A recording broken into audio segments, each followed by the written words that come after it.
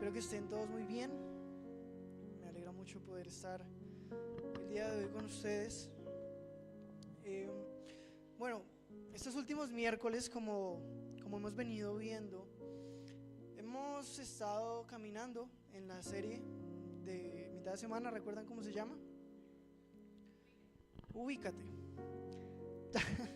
Ya para ir finalizando con ese proceso, es bueno recordar que hemos estado trabajando en cómo esa relación que tenemos con el Señor se debe manifestar en cada una de las áreas de nuestra vida, ¿verdad? No solamente dentro de la iglesia, no solamente en un entorno eclesial con hermanos de la congregación, sino también en nuestra vida fuera de la iglesia, en nuestro trabajo, en el colegio, en la universidad, en todos los entornos distintos a la iglesia, ¿no? Básicamente en cómo nuestra integralidad debe estar llena del Espíritu Santo. Cada cosa que nosotros podamos desempeñar debe estar marcada por esa relación y por esa intención que nosotros tenemos y debemos y deberíamos tener de obedecer al Señor en todo lo que hagamos, ¿no? Desde la forma en la que tratamos a nuestros compañeros de trabajo, la forma en la que tratamos a los familiares que no son creyentes, en cómo desempeñamos nuestra labor. Todo aquello debe estar marcada por esa intención de hacer las cosas de manera excelente, como para el Señor y no para los hombres, dice la palabra. Y creo yo que ha sido un reto para muchos, porque muchas veces podemos, cuando reflexionamos, identificar que tal vez en todas las áreas de nuestra vida no pareciera que conocemos al Señor. Tal vez en unos aspectos y con unas personas y en unas actividades es mucho más fácil actuar como se espera que yo actúe. Cuando todo está tranquilo, cuando estoy con personas que no me retan a ser paciente, cuando estoy en el trabajo con clientes que se portan conmigo de una manera decorosa, cuando estoy con ese familiar con el que me siento bienvenido y en familia. Con todas esas situaciones es muy fácil para mí obedecer. Con ciertas personas es muy fácil para mí actuar de una manera diligente, de una manera cauta, de una manera decorosa, ¿verdad? Pero hay situaciones, hay actividades que desempeñamos en donde ahí empieza a ser un reto. Con ese cliente que nos invita, venga, quédese conmigo hasta tarde y no sé, hacemos algo diferente. Con esa persona que todo el tiempo como que está sembrando cizaña en nuestra vida, con esa persona, con esas personas que realmente son difíciles de soportar. Hay diferentes situaciones en donde uno dice, venga, es difícil demostrar una vida cristiana, es difícil ser espiritual, es complicado. Y es allí en donde realmente debemos comprender que esta serie cobra sentido, porque es allí afuera en donde nosotros debemos ubicar nuestra humildad, nuestro carácter, nuestra fe, nuestra diligencia, nuestro esfuerzo. Sobre todo es allá afuera, porque aquí es completamente fácil, ¿no? Todos estamos alineados en que todos estamos como en formación en el colegio, derechitos mirando para el frente, y nadie se desvía. Aquí es muy fácil, pero ¿qué pasa cuando salimos de la congregación? ¿Qué pasa el mismo domingo a las 3 de la tarde cuando ya no estamos en la congregación? Es allí en donde empieza esa verdadera batalla. Es en la sociedad, es en el mundo que nos rodea, en donde empezamos a, de cierta manera, a enfrentarnos a ciertos retos, a ciertas situaciones que pueden ocasionar en mí dos cosas. Una, no sé, un accidente de tránsito, un accidente en la moto, en su vehículo, o una situación por el estilo. Puede pasar dos cosas. Yo puedo reaccionar como el mundo lo haría, siendo grosero, siendo altanero, buscando mi beneficio, buscando que todo lo organice para que me quede algo a mí. No, ese arreglo yo sé que vale 50, pero yo lo voy a cobrar 200 y me pongo bravo y no me bajo de ahí. O puedo reaccionar de una manera espiritual, buscando el beneficio de los dos, más que todo el beneficio de esa persona, la cual también salió afectada. Pero el problema, ¿saben cuál es? Cuando empezamos nosotros a culpar a factores externos para justificar nuestros comportamientos y actitudes. Es que ¿cómo quieren que yo actúe bien si es que vea lo que este man hizo? Se pasó el semáforo en rojo, ¿cómo no quieren que yo le mente la madre? No, es que me pasó esto en el trabajo, un empleado la embarró. ¿Cómo no quieren que me ponga bravo? ¿Cómo no quieren que le hable mal? No, o sea, tiene que entender que la embarró él. Cuando empezamos a culpar a ciertos factores externos, estamos evadiendo la responsabilidad que nosotros tenemos. Estamos diciendo, no, es que yo actúo así por las cosas que me pasan por fuera. Yo actúo así por todo lo que me hacen a mí, por todo lo que la circunstancia, el mundo, incluso Dios puede salir culpable y decirnos que Dios me tentó a mí. Dios me tentó, y pues ahí es donde yo empecé a identificar que sí, estoy fallando. Pero hermano, no podemos responsabilizar a cosas que no tienen nada que ver cuando el problema está en nuestro interior. El problema no es que esa persona se pasó el semáforo en rojo, el problema es que usted reaccionó mal ante esa situación. Esa persona hizo lo que hizo y ya. El tema es usted cómo reacciona. Si usted reacciona como el mundo, reacciona como Cristo lo haría. Es allí la diferencia. Es allí en donde uno se puede empezar a mover en reflexión y decir, venga, todos vamos a pasar por situaciones que van a probar nuestra fe. El tema es cómo nosotros las afrontamos, qué actitud nosotros tenemos, entendiendo que no es Dios quien nos tienta para que nosotros pequemos contra alguien. Dios no es quien produce las cosas para que nosotros pequemos. Vea lo que dice Santiago capítulo 1 versículos 13 y 14. Santiago 1 versículos 13 y 14. Que nadie diga cuando es tentado, soy tentado por Dios, porque Dios no puede ser tentado por el mal, y Él mismo no tienta a nadie, sino que cada uno es tentado cuando es llevado y seducido por su propia pasión. Hay una diferencia muy grande que tenemos que identificar. Una cosa son las pruebas que el Señor nos da para probar nuestra fe, y otra cosa son las tentaciones. Las pruebas a mí todo el tiempo me llevan a mí a identificar dónde está mi fe.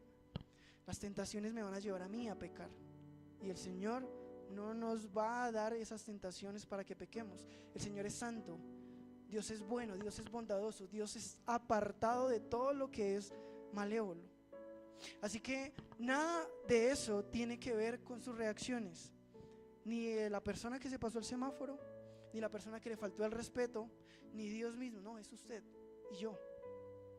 El problema está en nosotros.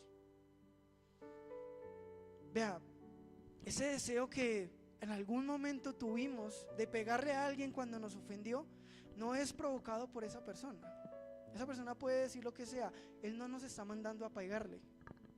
La última vez que yo jugué fútbol hace mucho tiempo, cuando no asistía a la congregación, me enfrentaba con diversas situaciones. Nicolás es testigo de eso.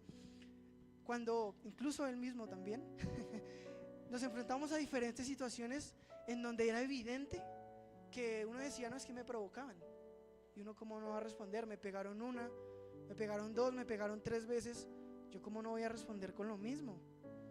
No, o sea, ya si uno se deja pegar es porque uno es un pendejo. No, uno es un bobo que se deja pegar, y no, toca es marcar la parada de que no, si a mí me pegan yo también pego. Pero el problema no es de esa persona que me pega a mí, el problema está en cómo yo reacciono ante esa situación. El problema no está en que una mujer salga con X o Y vestido y que el hombre la mira. El problema no es de la mujer. El problema no está en la mujer que hace que el hombre la mire y la desee teniendo el esposo. El problema está en lo que está en el corazón del hombre, en cómo él alimenta diariamente su espiritualidad. Por eso yo no puedo actuar ni pensar de manera diferente si me alimento de lo que el mundo me ofrece. Yo no puedo esperar actuar de una manera diferente si me rodeo con personas que todo el tiempo me llevan a actuar como es normal. No, vea esa vieja que pasó ahí, vea cómo se le ve ese pantalón. Ah, mírela, que eso no pasa nada. Ay, no va a mirar, pues la mujer le pega. Si yo me alimento todo el tiempo de esa compañía, naturalmente yo estoy alimentando mi ser de todo aquello que me lleva a pecar. ¿Sí? Es natural. O sea, si yo siembro peras, pues yo qué voy a cosechar. peras. Si yo siembro frijoles, voy a cosechar frijoles. Si yo todo el tiempo alimento mi carne, ¿cómo voy a reaccionar? En la carne. Yo no voy a esperar responder de una manera amorosa si todo el tiempo estoy alejado de la fuente principal de amor, que es el Señor. Yo no voy a esperar ser paciente cuando no entiendo que el Señor ha sido paciente conmigo. Es y será paciente todo el tiempo conmigo. Yo no voy a buscar perdonar a alguien si no entiendo que Cristo me perdonó. Y si todo el tiempo yo, a través de esas disciplinas espirituales, no recuerdo que el Señor me perdonó a mí primero. Todo es una causa y consecuencia. Si yo no voy a la palabra, yo no voy a reaccionar como el Espíritu Santo, como Dios, como Jesús esperan que yo reaccione. Es natural. ¿Saben? Por eso Mateo capítulo 7, versículo 17 y 18 lo resume claramente. Todo árbol bueno da frutos buenos, pero el árbol malo da frutos malos. Un árbol bueno no puede producir frutos malos, ni un árbol malo puede producir frutos buenos. Básicamente, por los frutos se va a conocer a esas personas que realmente están edificadas en el Señor, están fortalecidas en el Señor, y quienes no. No hace falta que digamos, no es que yo me levanto a las 5 de la mañana a orar, no es que yo leo la palabra, hermano, eso se tiene que notar, eso tiene que ser evidente. No es necesario ni siquiera que usted tenga que decir qué hace o no hace. Sus frutos van a hablar más que sus palabras. Las acciones que usted haga, las reacciones que usted tenga, la manera en que usted lleva sus relaciones personales, van a decir más de lo que su boca puede hablar. Van a decir mucho más. Los frutos son la evidencia perfecta de que caminamos en obediencia o no. Esa es la base de todo. Es por esta razón que nosotros, por más de que querramos aparentar una vida obediente, siempre va a haber alguna situación en donde se va a mostrar la verdadera cara que nosotros tenemos. Cuando esas reacciones naturales nos lleven a nosotros a decir, venga, yo antes reaccionaba diferente, o decir, venga, reaccioné peor que antes. Es allí en donde nosotros debemos entender que hay situaciones límite en donde nosotros nos vamos a preguntar y a reflexionar y decir, venga, esto hay dentro de mi botella, esto es lo que tengo en mi corazón. ¿Por qué? Porque claramente no alimento mi corazón, no alimento mi ser de lo que realmente lo debería alimentar. Por eso debemos todo el tiempo esforzarnos, procurar que esos frutos den testimonio por nosotros. Debemos día a día, como quien quisiera alcanzar esos frutos, venga, como si dependiera de mí, todo el tiempo tratar de hacer algo para que yo reaccione diferente, pero no luchar con las herramientas que el mundo nos da, sino con las herramientas que Cristo nos dejó en su palabra. Por eso es necesario identificar cómo nosotros deberíamos tener una conducta que dé testimonio de nosotros. Por eso quiero que vayamos rápidamente a Gálatas capítulo 5, versículo 22 y 23. Y en esto vamos a empezar a basar lentamente, progresivamente las series de los días miércoles. Pero quiero enfatizar un poco en uno de ellos. Pero vayamos a leer el pasaje primeramente. Pero el fruto del Espíritu es amor, gozo, paz, paciencia, benignidad, bondad, fidelidad, mansedumbre y dominio propio. Contra tales cosas no hay ley. Esa conducta, si quieres poner el 22, Joseph, porfa. Esa conducta más mansedumbre y dominio propio es la conducta bajo la cual todos cristianos se debería regir. Todos deberíamos actuar con estos aspectos.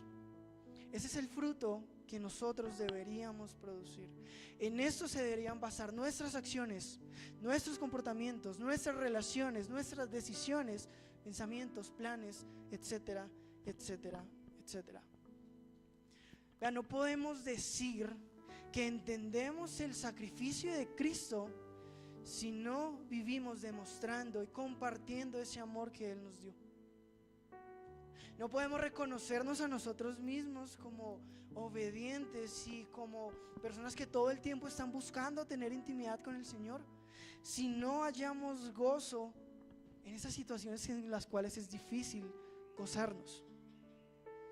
Ese gozo no es una felicidad momentánea, es un sentimiento profundo en donde yo realmente me deleito en situaciones difíciles que Dios permite para que mi fe sea fortalecida. Yo no puedo dar testimonio de Cristo si su paz no me llena en esas situaciones en donde yo digo, venga, yo no debería por qué tener paz. Venga, se me murió mi mascota. Venga, se me murió mi hermano, mi mamá, quien sea, un ser querido. Me duele, pero siento paz porque sé que el Señor está obrando en ello. Yo no puedo demostrar y realmente reconocerme a mí como un buen cristiano si no tengo eso en mi interior. No puedo decir que soy una persona que conoce al Señor si mi paciencia es cortica. Dice el pastor, si soy mecha corta. Yo no puedo decirle a todo el mundo, venga, camine a la iglesia conmigo. Venga, que es que eso es bueno. Si ante la más mínima dificultad yo dejo de ser paciente. Si ante la más mínima situación en donde tengo que esperar empiezo yo. Hermano, no podemos hacer eso. No es evidente, no es coherente, más bien no es algo que sea consecuente. Pero hermano, no podemos tampoco decir que conocemos al Señor si la benignidad de Dios no habita en nosotros. Y de eso vamos a hablar un poco la noche de hoy, el centro de la enseñanza. Y esa palabra benignidad, cuando estaba analizando y estudiando la enseñanza, no hay una palabra que traduzca del griego al español esta palabra benignidad, pero sí puede ser identificada como una agradabilidad benévola. Es decir, cuando yo busco agradar a alguien, yo busco hacer algo para que esa persona se sienta bien, ¿verdad? Si yo quiero agradar a la señora Gladys, si yo quiero agradar a Patty, si yo quiero agradar a Laura, a Nicolás, yo todo el tiempo voy a buscar hacer algo que ellos quieran y con lo que ellos se sientan bien. No, Patty se va a sentir bien si yo le hago un domicilio. Venga, Patty, yo le hago un domicilio. Todo bien, no le cobro nada, pero yo busco agradar a Patty. Si Nicolás necesita algo de su empresa, venga, Nico, ¿cómo yo le ayudo? No, porque es que realmente yo quiero ayudarle. Eso es agradabilidad. Pero la palabra benevolencia viene de la palabra de una intención buena, no buscando nada a cambio, sino porque realmente la intención es que esa persona se sienta bien. Yo no busco nada a cambio. Todo lo que yo hago es para esa persona. De hecho, esa benignidad es lo que nos permite a nosotros reconocernos como discípulos de Jesús. Vea lo que dice Juan capítulo 13 versículo 35. En esto conocerán que son mis discípulos si se tienen amor los unos a los otros. Si yo soy benigno con los demás, yo voy a buscar todo el tiempo hacer algo evidente para que esas personas se sientan bien, para que esas personas estén bien. Esa es la actitud de nosotras, es una disposición, es una preocupación activa por los demás. Porque la diferencia con la bondad es que la bondad puede nacer de un corazón, venga, yo en serio quiero que Patty esté bien. Pero la benignidad es lo que a mí me lleva a decir, venga, ¿cómo hago para que Patty esté bien? Hay una diferencia importante en eso. Yo quiero que Kenneth esté bien, yo quiero que Gabriela, que la señora Gladys, que José estén bien. Realmente yo quiero eso. Pero la benignidad me dice a mí, venga, ¿cómo lo voy a hacer? ¿Qué necesitan ellos? ¿Cómo yo les puedo ayudar a eso? Y de eso se trata básicamente en nuestra serie Ubícate. Cómo yo tomo acción en esas diferentes áreas de mi vida. Cómo esas disciplinas espirituales son evidentes. Cómo yo no me quedo simplemente sentado en una silla esperando que las cosas pasen, sino venga, cómo yo me pongo las botas, cómo yo me pongo el overol y estoy dispuesto a ensuciarme porque otro esté bien. Esa es la benignidad. Y eso implica un sacrificio, naturalmente. Pero si no hay benignidad, yo simplemente me voy a quedar en, voy a orar por ti. Yo simplemente me voy a quedar con el ojalá estés bien, ojalá le vaya bien, ojalá cambie su situación, ¿no? Ojalá consiga trabajo rápido, ojalá tenga rápido para hacer mercado. Si no hay benignidad, yo solamente me voy a quedar en el ojalá, ojalá, ojalá. Por eso Pablo describe esto de una manera interesante cuando habla de cómo se debe manifestar la benignidad en nosotros.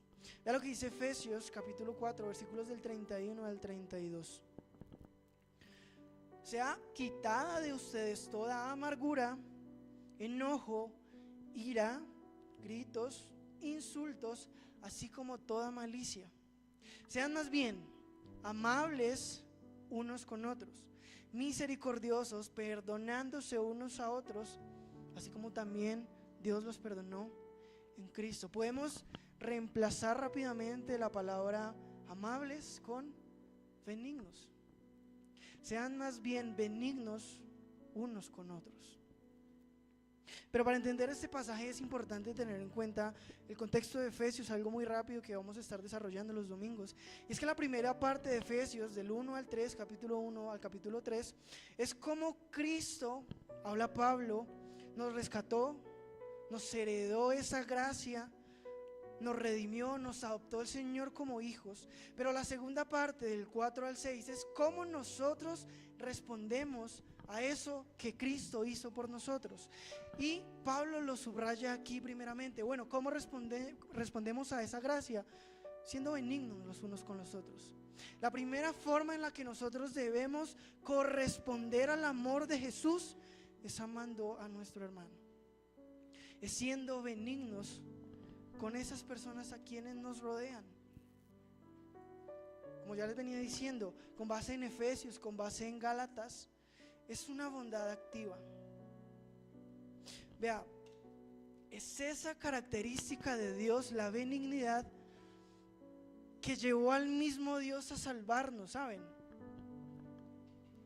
La benignidad fue esa cualidad que Dios tuvo para salvarlo a usted y a mí, para adoptarlo a usted y a mí como hijos. Vea lo que dice Tito, capítulo 3, versículos 4 y 5. Pero cuando se manifestó la bondad de Dios nuestro Salvador y su amor hacia la humanidad, Él nos salvó. Cuando se manifestó, no cuando Él tenía el deseo, no, se manifestó, se hizo evidente. Cuando se hizo evidente esa bondad, Él nos salvó, no por las obras de justicia que nosotros hubiéramos hecho, sino conforme a su misericordia, por medio del lavamiento, de la regeneración y la renovación del Espíritu Santo. Dios fue benigno, hermano. Nosotros sabemos que por su naturaleza, por la misma esencia de Dios, Él es amoroso, Él es bondadoso, Él es paciente. Pero todo eso se debió haber hecho evidente. Nosotros no hubiéramos podido identificar a Dios como tal si Él no era, de cierta manera, un testimonio vivo de cómo manifestar esa bondad. Porque sabemos que Dios es misericordioso, porque Él nos perdonó. No porque escuchamos que Él alguna vez perdonó, no, porque a usted y a mí nos perdonó. ¿Cómo sabemos que Dios es amoroso? Porque a usted y a mí nos ama, pero porque lo hace evidente. Juan 3:16 dice, de tal manera Dios amó al mundo que. Pero ese amor de Dios se manifestó en lo que hizo Dios, no en la intención, no ese sentimiento que tenía. Yo puedo amar a alguien, pero lo veíamos en pareja. Si eso no se nota, es lo mismo que nada. Yo puedo a la señora Gladys darle un chocolate y al otro día se enfermó, le dio diarrea a la señora Gladys porque es que yo no sabía que le hacía daño el chocolate. Entonces, ¿de qué me sirve a mí? Perdón por la expresión. Pero ¿de qué me sirve a mí darle algo a la señora Gladys si ella no se va a sentir amada? Al contrario, ella puede pensar, no, yo creo que este pelado sabía que a mí me hacía daño el chocolate y me quería era enfermar. No, venga, eso se tiene que ser evidente, hermano. Vean, no sé si recuerdan la historia de Elías y una viuda. Dios manifestó su amor y su benignidad durante muchas personas, pero quiero centrarme rápidamente en esa historia, en Reyes. Elías era un profeta que Dios utilizó para combatir la idolatría en esa época de Reyes. Y en un momento Elías, para parafrasear muy rápidamente el capítulo, estaba en un arroyo y Dios le daba comida y le daba agua, pero en un momento hubo mucha sequía. Y Dios le dijo a Elías, vaya a un pueblo y allí va a haber una mujer que le va a dar de comer. Usted vaya. Entonces Elías pues fue. Elías fue y llegó a donde la viuda. Y Elías le dijo, mujer, deme agua. Y la mujer le dio agua. Mujer, ahora deme pan. Y la mujer le dijo, venga, no tengo. Pues sí tengo, pero es para mi hijo. Y solo tengo eso, o sea, yo le doy esto a mi hijo y mañana no tenemos con qué comer. Y Elías le dijo, deme de esa comida porque el Señor me dijo que usted me iba a dar de esa comida. Y el Señor fue benigno con Elías porque le prometió que le iba a dar de comer, lo sacó del arroyo y fue donde esa mujer y efectivamente Elías comió. No se quedó simplemente con él, vaya, todo bien, confía en mí, no. Elías confió en él y Dios fue benigno dándole de comer. Pero ahí no termina la historia porque la mujer le dio de comer a Elías y a los pocos días su hijo enfermó y murió. Y Elías le dijo, déjeme estar a solas con el niño y voy a orar por él. Y Elías oró y le dijo, Dios, no permitas que este niño muera porque esta mujer fue obediente a ti. Y Elías oró y el niño volvió a la vida. Dios fue benigno con la viuda porque ella fue obediente, hizo lo que él le dijo que hiciera, a pesar de que no tenía más que darle a su hijo. Le dio lo que ella tenía porque el Señor así le ordenó. Y el Señor fue benigno con la mujer porque le volvió la vida a su hijo. El Señor pudo quedarse simplemente en vaya y dele de comer. El Señor pudo quedarse simplemente en vaya y busque comida. Pero el Señor demostró benignidad con actos concretos y evidentes. ¿Saben? Nosotros debemos hacer lo mismo, hermano. Debe ser así de evidente el hecho de que queremos el bien de los demás. Y saben, esa benignidad para usted y para mí, que estamos aquí en la congregación, se puede manifestar con 3 grupos de personas diferentes. Los quise como encerrar para de cierta forma que podamos identificar mucho más fácil esto. ¿Cómo ser benignos? Porque podemos ser benignos con todo el mundo, pero podemos identificar principalmente 3 grupos de personas en los cuales debe ser eso evidente. Y el primero de esos 3 grupos es el grupo de personas con la cual nosotros compartimos congregación. Ese es el primer grupo de personas con los cuales nosotros debemos ser benignos. Y para esto quiero que vayamos a Hechos, capítulo 2, versículos del 44 al 47. Dice la palabra: todos los que habían creído estaban juntos y tenían todas las cosas en común. Vendían sus propiedades y sus bienes y los compartían con todos, según la necesidad de cada uno. Día tras día continuaban unánimes en el templo y partiendo el pan en los hogares, comían juntos con alegría y sencillez de corazón, alabando a Dios y hallando favor con todo el pueblo. Y el Señor añadía cada día al número de ellos los que iban a ser salvos. Es un pasaje maravilloso de cómo debería ser la relación entre los miembros de una congregación. Porque primeramente quiero que vayamos al 44 de manera muy rápida, Joseph. Todo parte de que creen en lo mismo. todos los que habían creído estaban juntos. Nosotros, todos los que estamos aquí, creemos en lo mismo. Creemos en el mismo Dios, creemos en el mismo Señor. Y eso ya no nos hace islitas independientes, ya no nos hace mundos aparte, porque el Señor nos dice: ustedes son uno en Cristo. Bueno, eso ya nos lleva a nosotros creer que nosotros no somos independientes de la iglesia. No, yo cumplo con mi deber y ya. Yo voy a la iglesia, hago lo mío y me voy. No, venir a la iglesia no es eso. Todos tenemos un mismo objetivo. Y el objetivo, y algo que me pareció muy interesante, que de hecho es una característica de los judíos, y es que allí se manifiesta de una manera evidente. Culturalmente los judíos son muy cooperadores entre sí. De hecho, por eso se dice, bueno, no se dice, es evidente que los judíos se pueden caracterizar por tener mucho dinero, porque entre ellos se ayudan mucho. Entre ellos, si usted tiene 10 y yo tengo 5, o si usted tiene 3 y yo tengo 2, venga, miremos a ver cómo usted tiene 2,5 y yo 2,5, y los dos echamos para arriba. Porque, o sea, los dos somos uno, pertenecemos a un mismo pueblo y no hay derecho con que usted tenga más que yo, ni que yo tenga más que usted. En eso se basa el pueblo judío. Por eso Pablo, o bueno, no Pablo, sino más bien Lucas en Hechos estaba relatando cómo era la congregación allí. Y es lo que nosotros debemos hacer como iglesia: ayudarnos los unos a los otros de manera evidente. No estoy diciendo que cada uno venda la mitad que tiene y se lo dé al otro, no estoy diciendo eso. Pero sí, hermano, que se vea evidente esa necesidad. Venga, si usted está mal, yo voy a dar algo de mí para que usted esté bien. Venga, Pati, si usted está mal, si a usted le falta algo, yo voy a dar algo de mí para que usted esté bien. Señora Ruth, si yo veo que le está faltando algo, venga, yo muevo cielo y tierra para que usted esté bien. De la misma manera, si alguien ve que yo estoy mal, yo espero que alguien haga lo mismo en mí.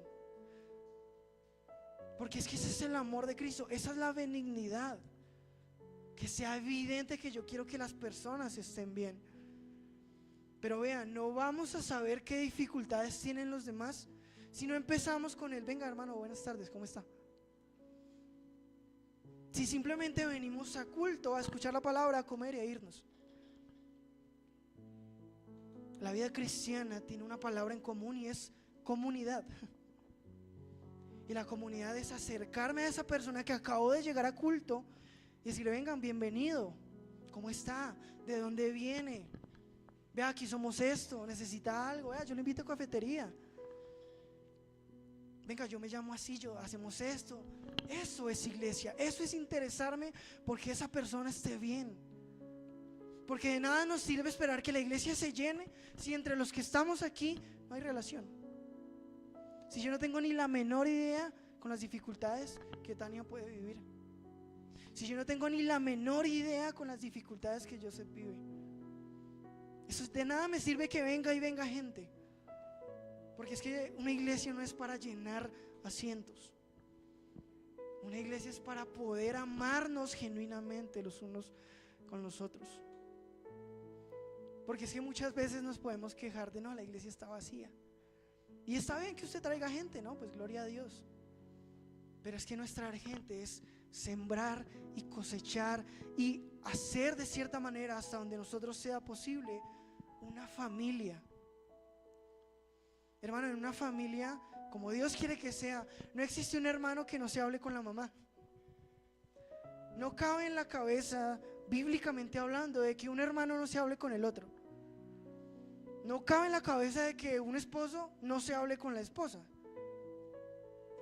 O sea, eso no cabe en la cabeza de nadie. Bueno, de la misma manera no cabe en la cabeza, bíblicamente no es posible que entre dos hermanos ni se hablen y que por ahí se lleven mal. Eso no es iglesia. Eso no es benignidad. Yo cómo le voy a demostrar que alguien esté bien si realmente yo no quiero que esté bien. Todo empieza de ahí, hermano. todos podemos identificar a ciertas personas que pueden venir y así como vienen se van 3 cultos y yo no tengo ni la menor idea ni de cómo se llama. Por eso el primer lugar en donde debemos manifestar esa benignidad es aquí, hermano. Estamos en la obligación, óigase bien esta palabra, en la obligación de tomar la iniciativa, de dar el primer paso. No es que yo soy tímido, no es que yo nunca he sido entrador con la gente, no es que a mí me cuesta hablar. Hermano, le voy a dar una noticia y quiero que preste atención a esto. Un cristiano debe sí o sí ser un líder. Y esto no es ministerialmente hablando, esto debe ser en nuestra vida diaria.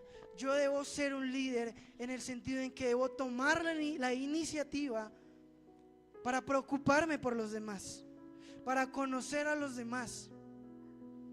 Es necesario, no es algo que puede o no que sea. El mandato que nosotros tenemos de evangelizar dice y empieza con vayan y hagan discípulos. No dice esperen a que vengan los discípulos a usted. No dice espere a ver si se encuentra con alguien que le empieza a hablar a usted y ahí sí evangelícelo, ahí sí preocúpese. No, dice vaya. Usted, vuelvo y digo, póngase las botas y vaya. Camine y pregúntele a esa persona, venga, es que no está en el otro lado de la ciudad, es que no está en otra iglesia, no está en otro país, está ahí como a 4 sillas. Vaya y pregúntele, hermano, ¿cómo está?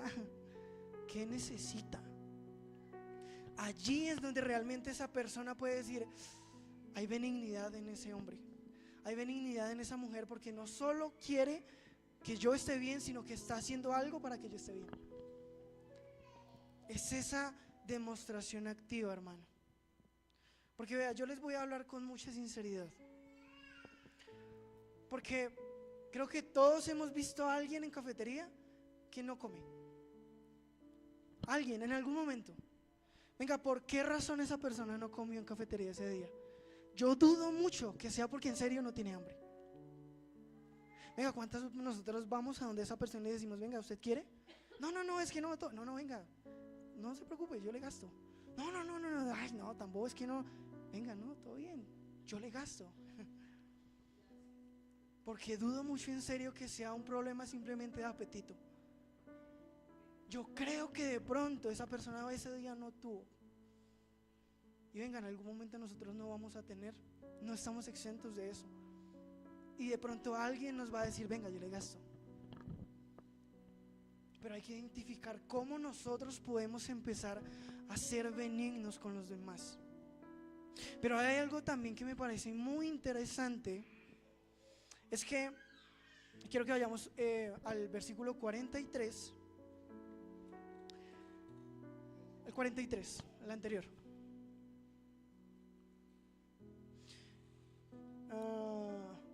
No, más adelante. Del 44, 45 o 46. Eso ahí, es ese.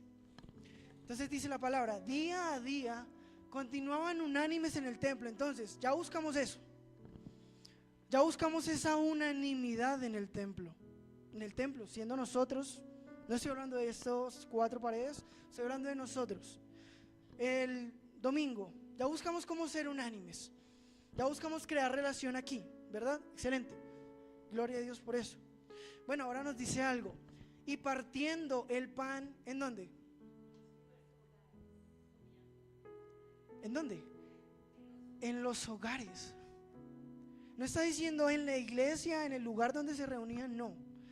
En los hogares de cada persona. ¿Usted va a invitar a su casa a alguien que no conoce? Yo creo que difícilmente usted le va a decir a una persona que por ahí medio ha visto, venga.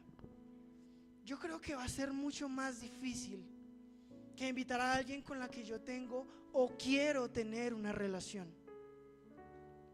Porque es que una relación entre hermanos no se construye con 2 o 3 horas a la semana. Una relación, yo no voy a sembrar una relación con la señora Gladys si le hablo todos los domingos de 11 a 11:30.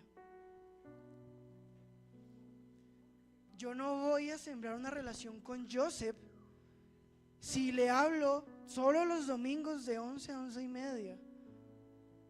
Yo no voy a tener una relación con Dylan, con Nicolás, con el pastor Leonardo, con Sammy, si solo me limito a hablar con ella media hora a la semana.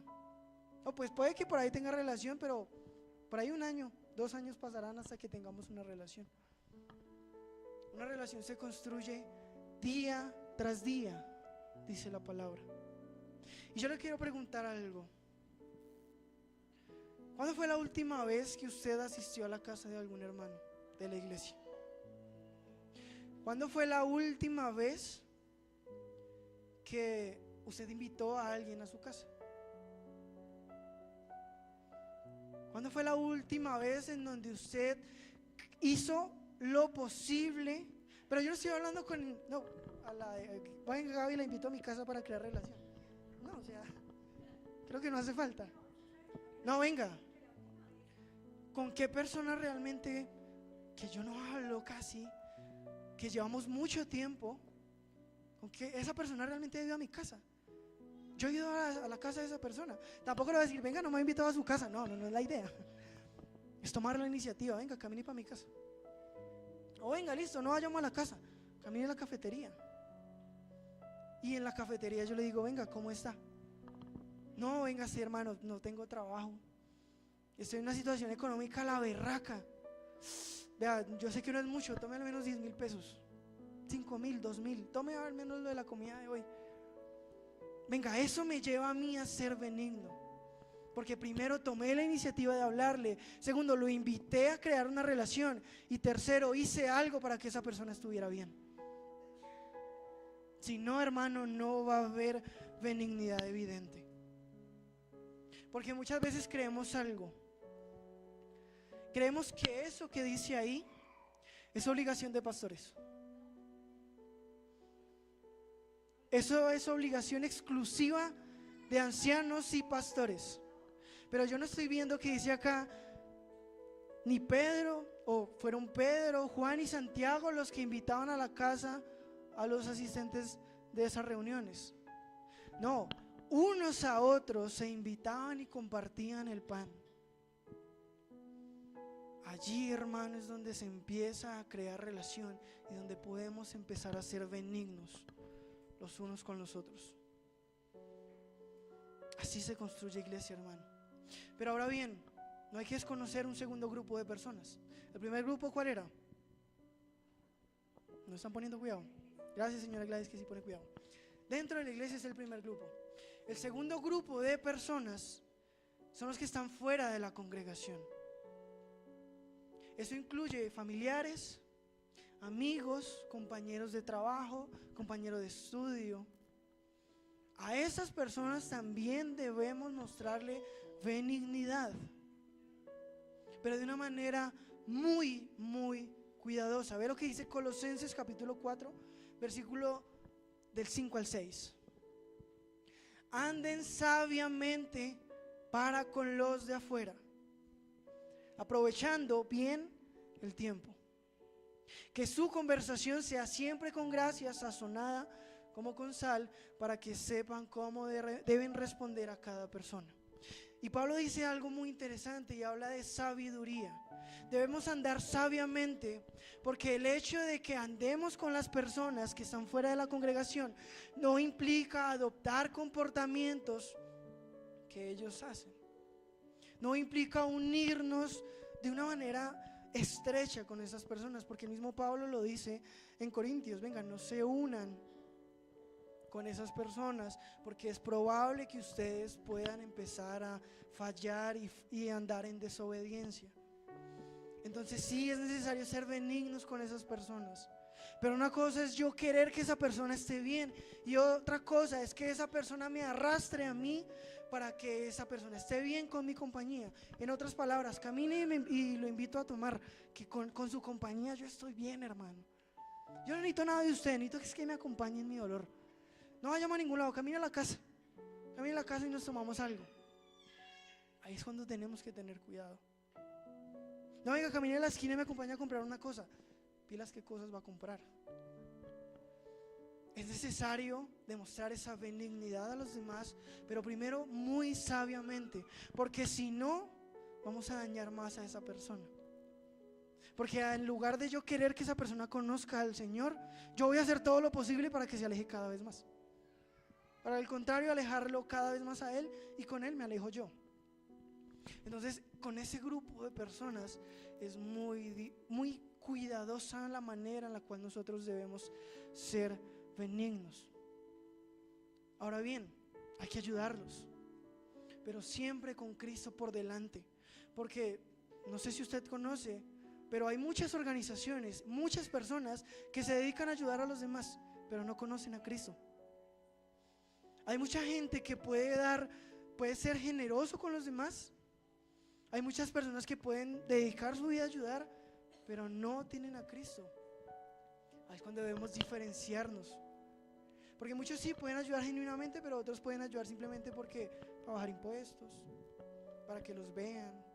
No, ahí es cuando nosotros debemos ayudar, con la diferencia de que lo hacemos por y para Cristo, teniendo en claro que esas oportunidades no van a ser recurrentes.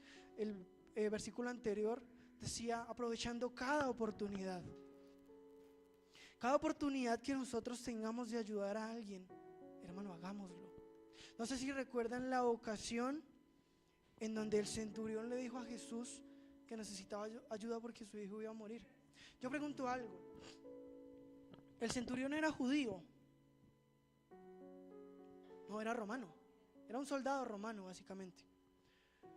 ¿El centurión tenía costumbres judías? No. Simplemente le dijo a Jesús, ayúdeme. ¿Y Jesús qué hizo? Aprovechó la oportunidad y lo ayudó. Eso es lo que nosotros debemos hacer, hermano. Jesús no convivía con el centurión. Jesús no compartía todo el tiempo con el centurión. Jesús no tenía una relación cercana al centurión. Pero el centurión se acercó pidiendo ayuda y Jesús lo ayudó. Hermano, no hay necesidad de tener una relación estrecha con los de afuera para ayudarlos. Eso no es excusa. Nuestra responsabilidad es ayudar a quien nos lo pide y a quien no. ¿Saben?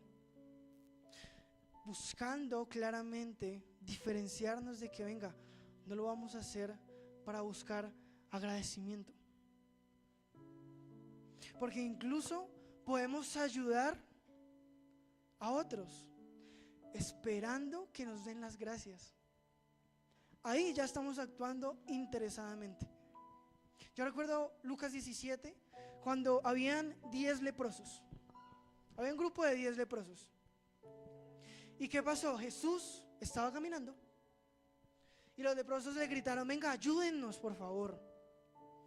Según Levítico, todos los leprosos eran personas podridas, por decirlo de alguna manera, sucias, estaban apartadas, rechazadas, tenían que estar aisladas de los demás.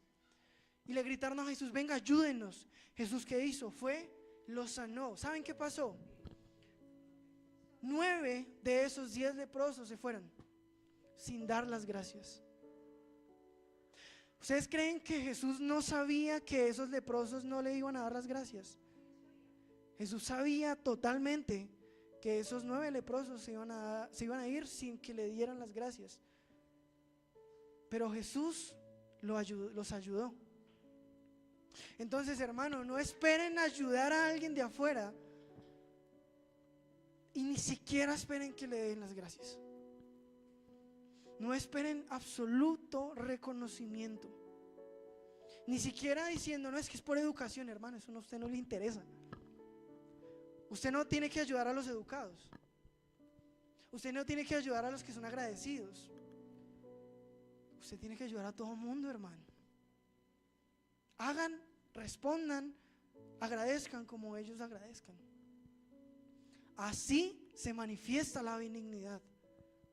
Yo tengo que ayudarlo indistintamente. Como él me pague, eso a mí no me interesa. Si a mí me interesa cómo él responde, estoy fallando yo. Claramente uno puede decir, sería lindo, ¿no? Claro, sería lindo que si yo le doy de comer a alguien que no ha comido en 2 días, pues me diga gracias. Pero es que yo no puedo esperar eso. Yo no puedo esperar eso, hermano. Así que ayudemos indistintamente a los demás. Y ya para cerrar, que creo que me extendí un poco, hay un tercer grupo de personas con las que debemos ser benignos. ¿El primero cuál era? Los de la congregación. Los segundos, ¿quiénes son? Los de afuera. Y el tercer grupo de personas con las que nosotros debemos ser benignos es con quienes no nos quieren, es con quienes nos odian, con quienes realmente nos buscan todo el tiempo echar a un ladito. Con esos debemos ser totalmente benignos. No sé si se acuerdan cuando iban a arrestar a Jesús. ¿Qué hizo un soldado? No, ¿qué hizo un soldado? Le fue quitada una oreja. No, esa no fue la pregunta. ¿Qué hizo ese soldado? Le quitaron la oreja, ¿no? Esa persona, ¿qué estaba haciendo con Cristo? Iba a arrestarlo, lo estaba persiguiendo, lo estaba capturando. ¿Qué hizo Jesús? Le sanó la oreja.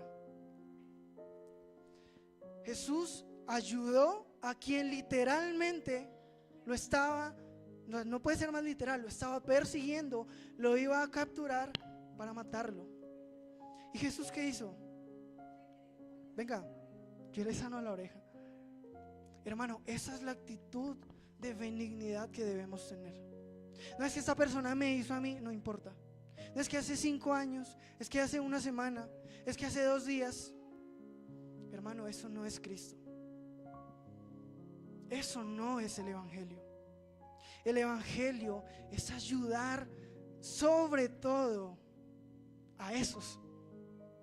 Sobre todo, vea lo que dice Lucas capítulo 22. Mentiras, ese es el que les acabo de decir. Dice la palabra en Lucas capítulo 6, es un versículo extenso, les pido que pongan cuidado a este versículo. Lucas capítulo 6 del 27 al 36. Pero a ustedes los que oyen les digo, amen a sus enemigos, hagan bien a los que los aborrecen, bendigan a los que los maldicen, oren por los que los insultan. Al que te hiera en la mejilla, dice la palabra, preséntale la otra mejilla. Al que te quite la capa, no le niegues tampoco la túnica. A todo el que te pida, dale. Y al que te quite lo que es tuyo, no se lo reclames. Y así como quieran que los hombres les hagan a ustedes, hagan lo mismo de la misma manera con ellos. Si aman a los que los aman, ¿qué mérito tienen? ¿Qué mérito tiene darle a alguien que también me va a dar a mí?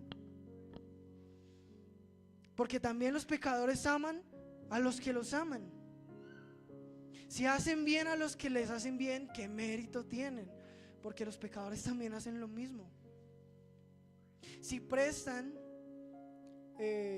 antes bien, adelante. Si es sabotaje, el 34, ya sé. Si prestan a aquellos de quienes esperan recibir, ¿qué mérito tienen? También los pecadores prestan. También los pecadores prestan a los pecadores para recibir de ellos la misma cantidad. Antes bien, amen a sus enemigos y hagan bien y no presten esperando nada a cambio. y su recompensa será grande. Y serán hijos del Altísimo, porque Él es bondadoso para con los ingratos y los perversos. Ve, hermano, para concluir esto, la benignidad se manifiesta en las relaciones personales. Pero esa benignidad es un fruto, es el fruto, es una característica, es una cualidad de ese fruto que a su vez es fruto de nuestra fe. Dicho en otras palabras, para cerrar, Santiago 2, capítulo 2, versículo 26. Así como el cuerpo sin el espíritu está muerto, así también la fe sin obras es muerta.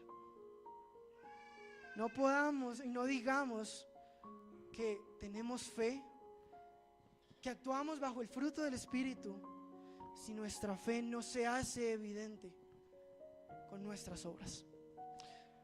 Póngase de pie y vamos a orar.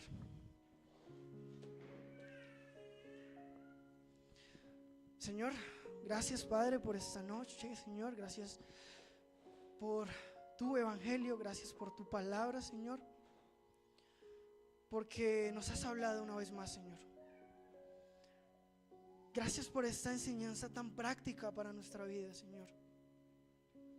Gracias por mostrarnos cómo esa benignidad es esa cualidad de, Señor, querer y procurar y buscar y hacer lo imposible porque los demás estén bien, Señor. Te pido, Señor, que nos des de esa necesidad, Señor, de esa iniciativa para dar el primer paso, Señor, para preocuparme, para amar al otro, Señor, para buscar que nada le falte, Señor, porque, Señor, seguimos tu ejemplo, porque tú diste, Señor, sin esperar nada a cambio, Señor, porque tú sanaste, porque tú, Señor, en tu misma humanidad, Señor, te entregaste, incluso sabiendo que te íbamos a fallar, Señor, pero tu benignidad, Señor, se hizo evidente en esa acción en la cruz, Señor. Gracias, Padre, por ese ejemplo tan vivo y tan perfecto. Y te pido, Señor, que permitas que en la congregación, que fuera de la congregación y con quienes nos odian, Señor, tu benignidad prevalezca, se resalte, Señor, porque así vamos a reconocer que somos tus discípulos, Señor. Gracias, Padre, por esta enseñanza, gracias por esta iglesia. Te pido que, como dice tu palabra, permanezcamos, Señor, juntos, creyendo en lo mismo, Señor, amándonos lo mismo, de la misma manera, Señor, en la cual esperamos ser amados, compartiendo en espacios diferentes, Señor, a este, porque, Señor, somos iglesia en cualquier lugar, Padre, como dice tu palabra, en donde uno o dos, Señor, dos o tres estén reunidos, allí está tu iglesia, Señor. Así que permite que esa relación, Señor, con los demás sea producto de ese fruto, Señor, que derramas en nuestra vida. Gracias, Padre, por tu palabra. En tus manos pongo esta enseñanza, esta iglesia, Señor, y la noche del día de hoy. En tu nombre oro, amén y amén.